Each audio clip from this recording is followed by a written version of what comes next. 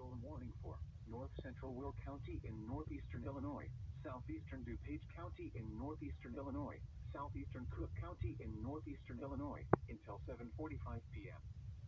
At 6:49 p.m., a severe thunderstorm was located over Bowling Brook, moving east at 30 miles per hour. Hazard, 60 miles per hour wind gusts and penny-size hail. Source, radar indicated. Impact, expect damage to roof, siding, and trees. Okay.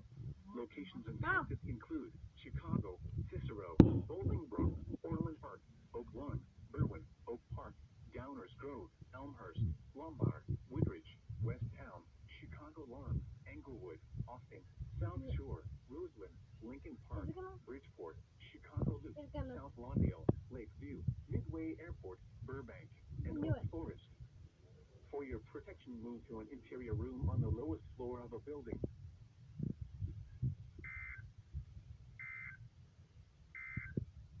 We're about to get it bad. We're about to get it bad.